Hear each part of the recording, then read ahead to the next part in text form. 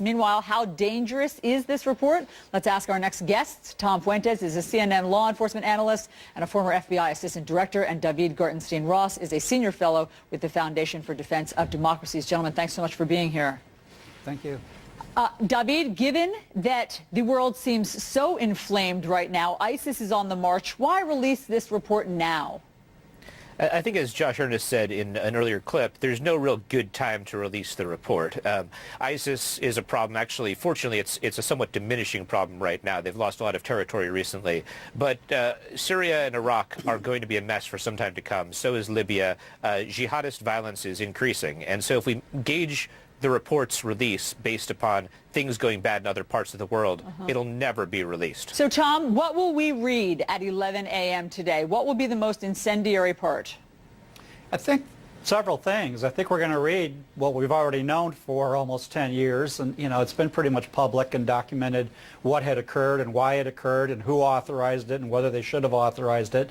And then when the program terminated under the Bush administration, President Bush himself stopped this program. Now, hold on, Tom, I just want to ask you about that because President Obama gets credit for stopping the enhanced interrogation techniques. President Bush closed the secret CIA prisons, but wasn't it President Obama who said no more of what people call torture?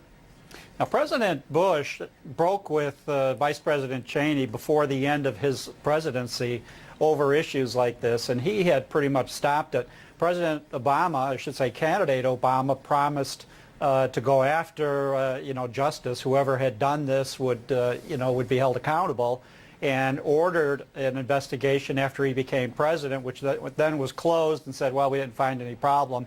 So no one was ever prosecuted under U.S. law, and some possibly could have.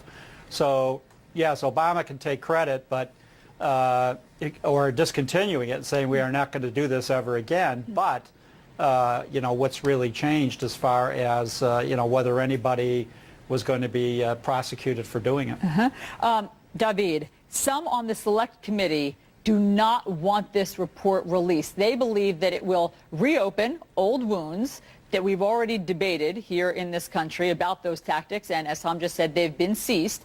And furthermore, they believe that it will basically throw our allies under the bus. Here is what Senator Burr said yesterday about this. He said, what will be new tomorrow is the references to our partners, people that helped, places that were willing to hold prisoners. What do you think about throwing our allies under the bus?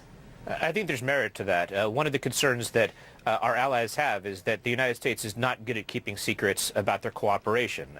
Not only do you have reports like this which come out, but also leaks within the administration that provide key information about who's cooperating with us, who's helping us in various ways. I think that, look, we haven't seen the report yet, so it'll be interesting to see which names are named in that regard. But that's the kind of thing that really I think the administration and others should try to redact in order to protect those who assisted the United States in its counterterrorism operations. Tom, the bottom line here, I think that many Americans want to know is, did these tactics work?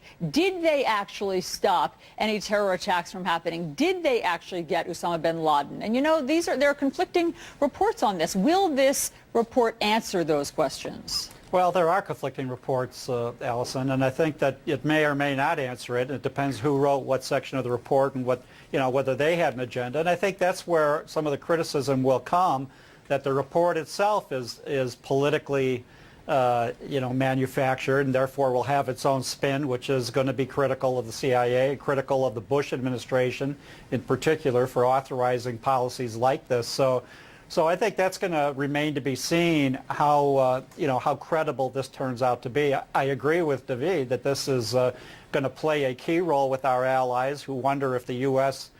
Can be cooperative with countries and be discreet about it, or whether we're going to eventually, either through leaks like Snowden or programs like this or reports like this, going to throw them under the bus, as you say. Yeah. And that's true. And I think the other issue with this is that, we preach rule of law. We go all over the world. Our Secretary of State, our President, they go to countries like China or they go to countries like Russia and point a finger at them saying, your human rights violations are atrocious. You need to stop doing all these bad things you're doing. And the rest of the world looks at us like, how big of a hypocrite can you possibly be, America, when you do as bad or worse as anybody does? and then you come to our country and criticize us. Yeah. Tom Fuentes, David Gartenstein-Ross, you've spelled out the upside and downside of the release of this report at 11 a.m. Thanks so much for being here.